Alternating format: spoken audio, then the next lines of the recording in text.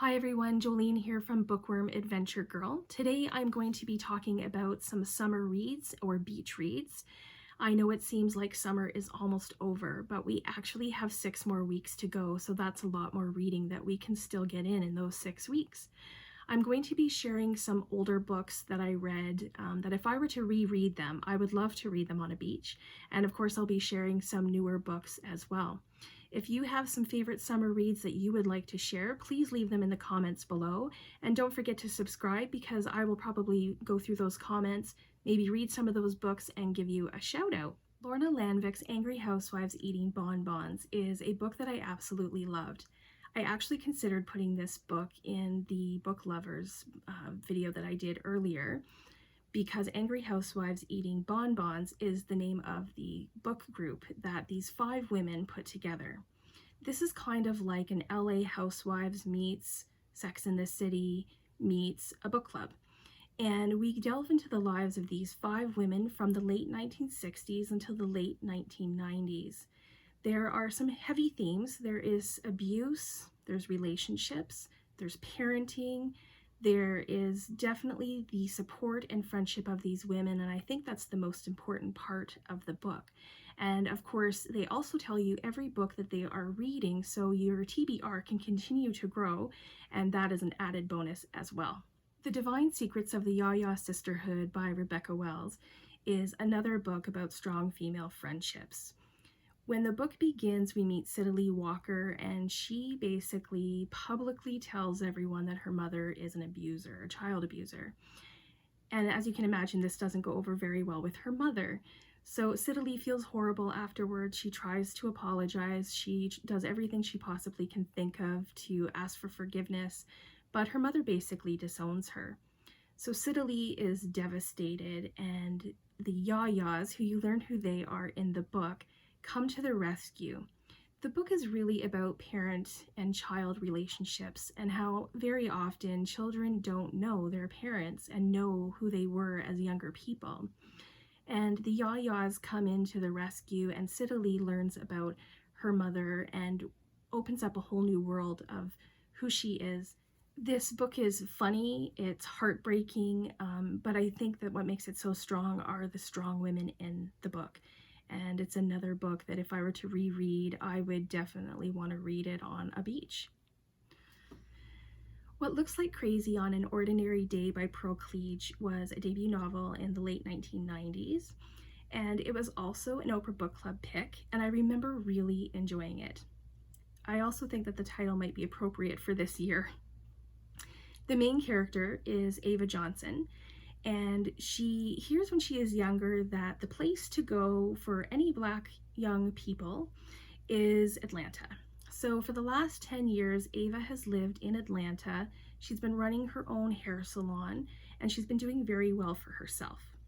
But her latest plan is to go back to her hometown in Michigan for the summer, and then eventually go to San Francisco. Her choice for San Francisco is because she thinks that that's where people will accept her because she has recently been diagnosed with HIV. So now that she's HIV positive, for Ava, she kind of thinks that this is the end.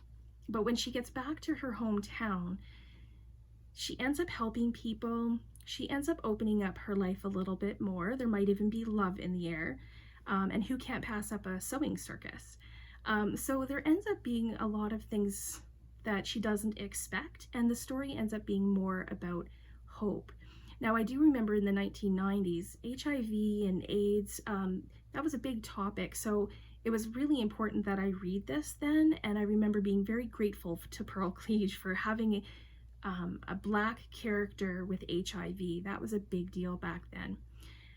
The character is very straightforward, very blunt, but also very funny. So this might be something that you might want to check out. The Honkin Holler Opening Soon by Billy Letts is a book that I was engrossed in since page 1, and I devoured it in one sitting. It is very much a character-driven novel, and they are all very quirky and very unique. They are also very broken. And who can't help but love characters whose names are Life, Bilbo, Molly O, Hooks, even the 3-legged dog stole a piece of my heart. The book takes place in Oklahoma, and it centers around Caney, who is the owner of the cafe, the Honkin opening soon, and all of the patrons who come in. And because it's so character driven and Billy Letts is able to write these characters so well, we actually get to learn a lot about each of those characters. The dialogue is fantastic. This is such a heartwarming book, and if you like character-driven books, I definitely recommend this for you.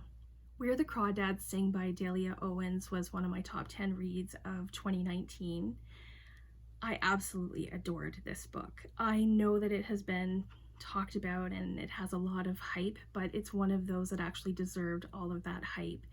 I loved the writing, I loved the story, I loved the strong female character. I won't say a whole lot because I do know that it was hyped, but I will say that if I were to reread this book, that I would love for it to be on a beach or at least somewhere in nature, because nature plays a very important role in this book. If you haven't already checked this book out, I strongly recommend it. Eleanor Oliphant is Completely Fine by Gail Honeyman is a book that I read this year that will most likely make it into my top 10 of 2020.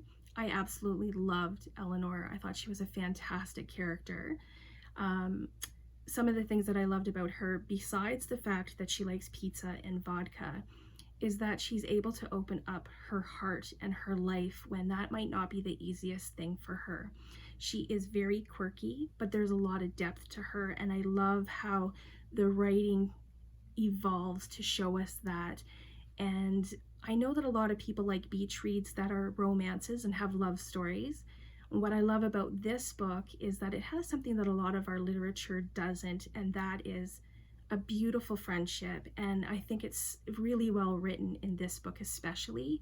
This would be a fantastic reread on a beach or at a cabin somewhere, so I highly recommend it. I have a confession to make, and my confession is that sometimes I buy books by authors who I think I'm really gonna like, and then I sometimes don't read those books. So I don't know if that ever happens to you, but I have a few authors on my shelf that I keep buying their books because I think they're gonna be fantastic, and then they just sit there. So I have one author in particular that I have 10 of her books and I have yet to read them. So I did a poll on Instagram and I asked all of my followers, from this very popular author, which book should I read first out of the 10 that I own? And the winner was Ellen Hilderbrand's The Island. So I have just started this. I'm probably about 100 pages in, and it's about a 500-page book, so we'll see what happens. I'm not completely enamored with it yet. However, within those 100 pages, there have already been deaths and some new relationships, and I can see that there's some storylines that there's potential for them to go somewhere. So I'm looking forward to seeing how it ends. I do love all of the covers of her books, and I think that that's what draws me, is because they are very summery, very beach-like.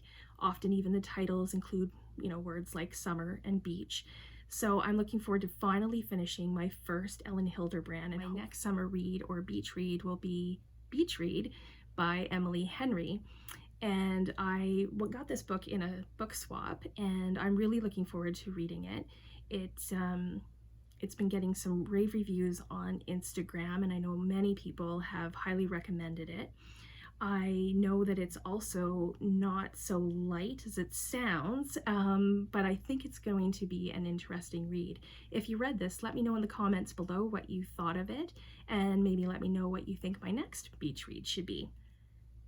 Thanks everyone. If you have some favorite summer reads or beach reads, please leave them in the comments below. I will have a look and maybe check some of those out and give you a shout out. Don't forget to subscribe and like. Have a great week. Don't forget to make every day an adventure.